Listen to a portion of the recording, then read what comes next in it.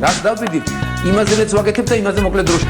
შეიძლება მართლაც ევროპაც გავავოცო. Поздравляю весь личный состав. კარგი მანევრია ძალიან. დიაპოვნებაში გადაცემდა. ვაშა გადაცემა მოგესალმებათ.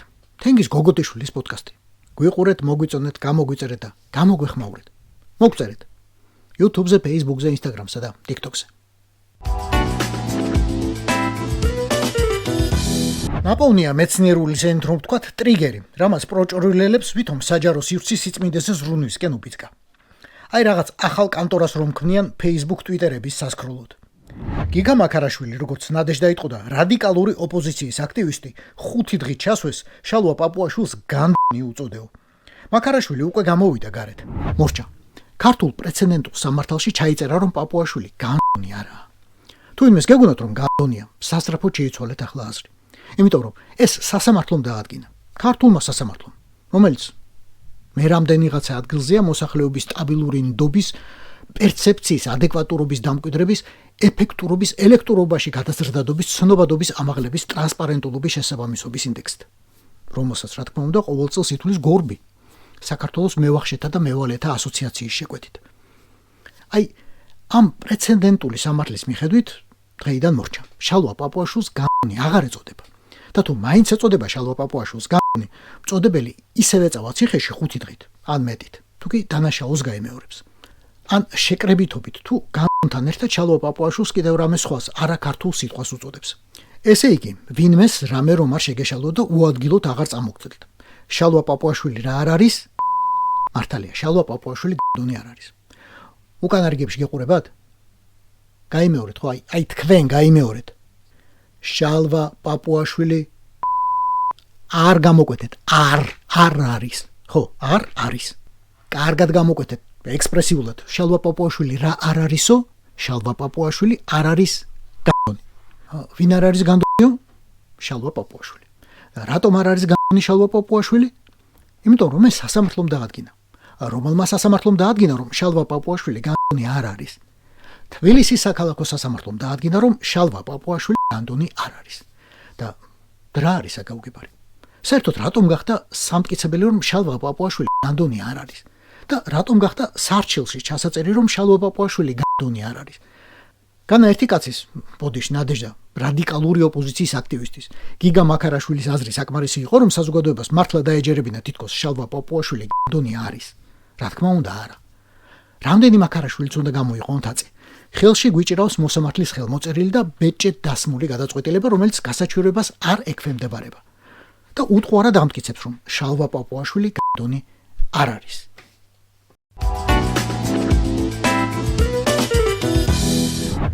რატომ ძლიერდება ავტორიტარიზმი?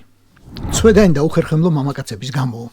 არ გეგონთ რომ კობახიძეს ვაყენებდა შეურაცხყოფას ან პაპუაშვილს ან ზარქოას ან მდინარაძეს ან მაკაბოჭორიშვილს. არანაირი შეურაცხყოფა. სუფთად მეცნიერება. შესწავლილი გამოკვლეული და ბეჭედასმული გერმანული უნივერსიტეტის მიერ. კაიზერსლაუტერნ კასელის უნივერსიტეტში 100-ზე მეტი კვლევა ჩაატარეს სპეციალურად მამაკაცებზე და სპეციალურად ამ საკითხზე.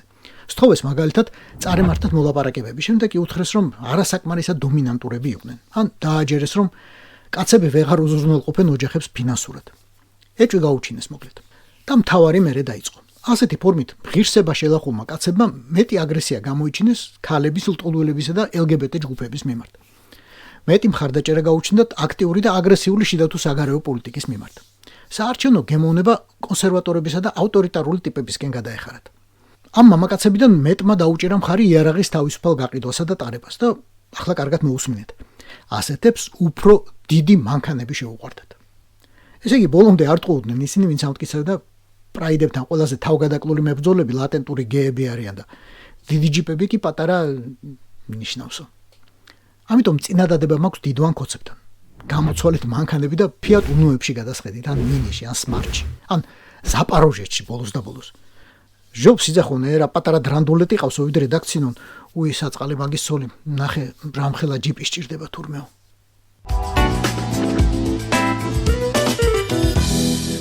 ლატვიაში შეფრენილმა დრონებმა გახვრიტეს ნავთობის ცარიელი რეზერვუარი და გადააყენეს ჯერ თავდაცვის მინისტრის, შემდეგ მთელი კაბინეტი. სპრუცი გადადგა არა იმიტომ, რომ რუსეთის მხრიდან რამდენიმე დღის წინ დრონები შემოფრინდა, არამედ იმიტომ, რომ იმ ღამეს აღმოსავლეთ ლატვიაში რამდენიმე 1000 მოქალაქეს ტელეფონში გაფრთხილებად 9 საათის ან 40 წუთით გვიან მიუვიდა.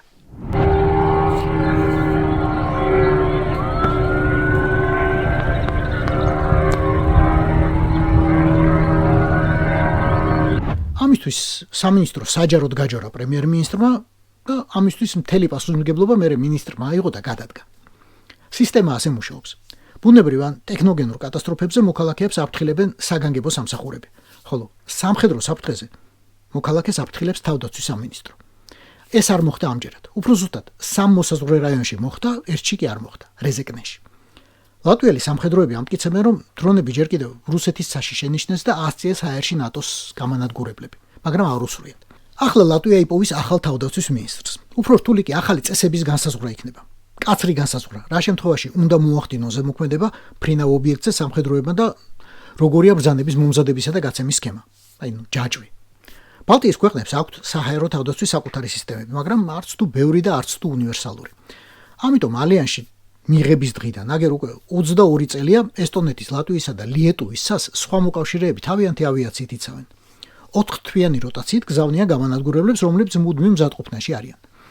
აქამდე ისინი რუსული თვითმფრინავებისგან ნეიტრალებითა და დევნით იყვნენ დაკავებულები. დარღვევა საკმაოდ ხშირია. აფრინდება მორიგი წყვილი, მიუახლოვდება დამრღვევ ვანიას და ანიშნებს დაიკარგე ხაკიდანო. ის თუ გაჭირველდება, ცოტას გვერდზე გადაიხერება და აჩვენებს, რომ რაკეტები აქვს ფრთებზე შეკიდებული და აქამდე 22 წელი ეს კარგად მუშაობდა. მაგრამ ახლა უპილოტოების ეპოქა დაიწყო და იმას როგორ და რა უნდა გააგებინო. ასე დადგა ახალი სტანდარტული რეაგირების საჭიროება. ზუსტად ეს სქემა არის ბოლომდე და დეტალურად დასამუშავებელი. ვინ აძლევს ბრძანებას ნატოს სახელით მოქმედ ფრანგან გერმანელ მფრინავს, თითი დააჭიროს სასახლეც. ამ შემთხვევაში ლატვიის საში. ლატვიის სამხედრო ძალების მეთაური აძლევს ამ ბრძანებას თუ ნატო. რუსეთის მეზობლად არ მოგწყინდება. სულ რაღაც ახალს გთავაზობს და გაიძულებს სულ ისწავლო. და ალბათ გახვრეტილი უმოქმედო რეზერვუარი და ერთი მინისტრის გადადგომა ღირდა იმათ, რომ ნატოს თავდაცვა და რუსულ საფრთხეზე რეაგირების სისტემა უკეთ მოიწყო. ეს იყო ვაშა გადაცემა. თენგის გოგოტიშვილის პოდკასტი. გვიყურეთ, მოგვიწონეთ, გამოგვიწერეთ და მოგწერეთ. YouTube-ზე, Facebook-ზე, Instagram-ზე და TikTok-ზე. რაც დავდიდით, იმაზეც ვაკეთებ და იმაზე მოკლედ დროში. შეიძლება მართლაც ევროპაც გავავოცოთ. Поздравляю весь личный состав. კარგი მანევრია ძალიან. Я помню ваши გადაცემა და